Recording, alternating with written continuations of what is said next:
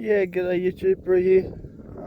It's pretty windy out here today, so sorry if the sound quality is not the best. The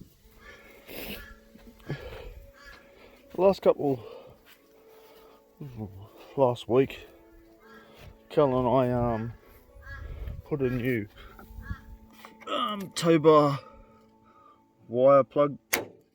I've hooked it up into this tail light and ran a wire underneath to the other indicator, so that's all wired up, ready to tow the caravan.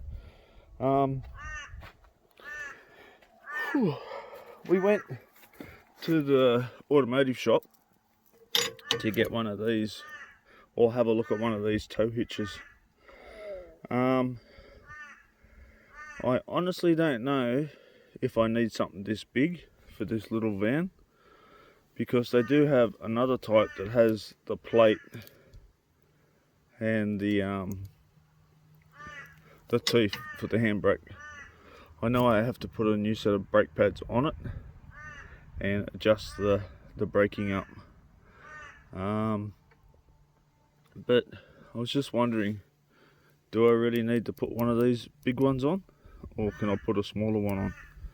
It's only a light trailer, so we're going to replace that. This hitch is crap. Also, I've run an inline water filter, making sure that the flow goes that way. So when we park up, I hook the hose on, turn it on, and we've got nice clean water for the caravan. I've run stainless steel mesh line through the caravan. I'm in the process of doing a little bit of editing in here, but we've got new plugs. I think I've still got power connected to here. I'm just going to come in. Ran a new wire to the interior. I've got another plug around here with this adapter on. And if I turn this switch here, I've got an LED light under the back. We're gonna clean that back flushing up. I might put some stainless on it. Also, that's for my external light, and I've run that through into another double adapter where I've got the fridge. The fridge used to live on that corner, but now I've got a shelving unit so that we can carry all the stuff and put stuff away. So that's what I've been doing, but I've got to pressure clean the outside of it, get rid of all this crap, grass and whatever else from the lawnmower from the other couple of weeks ago.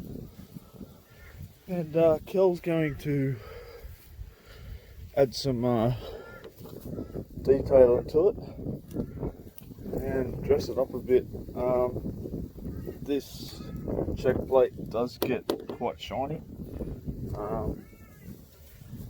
I used caustic acid to dull that one down. As you can see behind the number plate, it's still quite shiny. I'll put the number plate up further, and these lights don't work, so we're going to paint over these ones too. And then I've put a light bar or a light board that you can put on boat trailers. That's been bolted straight up to it. Eventually this back window will come out and we'll have an air conditioning unit, reverse cycle type thing. So we'll have a bracket come out to have a aircon put in. Yeah, so that's what we're up to at the moment. And now I've got to go over to this thing. Kel's daughter owned it. She brought it from a guy which everyone thought he was quite trustworthy. He was supposed to drop off a window regulator for the window. The driver's window doesn't work, but we've got it up in the lock location. And unfortunately, the old girl needs a bit of TLC. It's got mags on it. This one here's got a steel rim on it. I reversed it off a car trailer and reversed into a tree, so I buffed the, scruffed up the rear bar there a bit.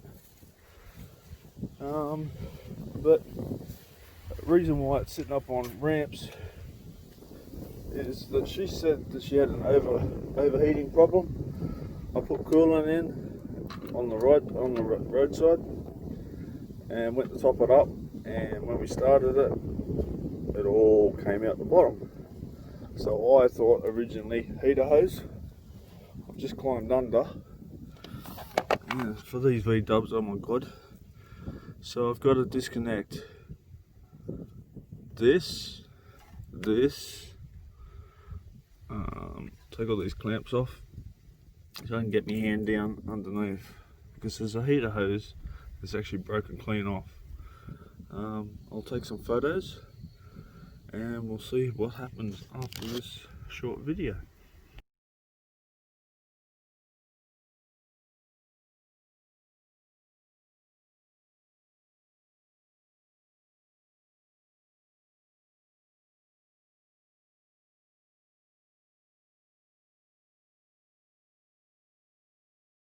Yeah, g'day YouTube, Bree here again. Just to show you under the light, you can see this one's been broken for quite a while. Kel's daughter brought the vehicle second hand, and since day dot she always had an overheating problem. Obviously it just got worse and worse.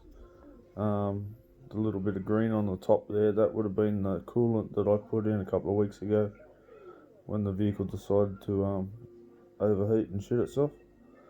But we did catch it in time. She didn't actually cook the motor, and the oil doesn't smell cooked, so that's probably a good thing. China's not really sending anything to Australia. Funny that, except for COVID-19, obviously. But anyway, I'm not slagging people off because of a flu or an epidemic, but looks like a little robot, R2D2. But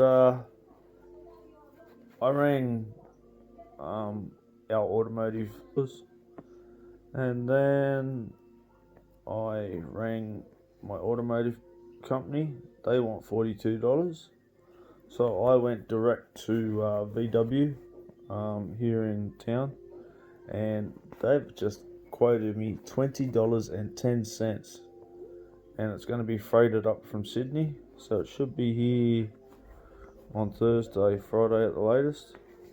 But if anyone has a 2000 V-dub beetle and it is overheating, I'd be checking your plastic fittings with a part number, which isn't that one. It's actually the one around further. 1JO122291 C for Charlie. That's the part number. Anyway, so I'm gonna put a link in my description on how to fit one of these little buggers. And it's not my video, it's somebody else's that I found on YouTube. But hey, something like this might help somebody else. Take it easy. Bye.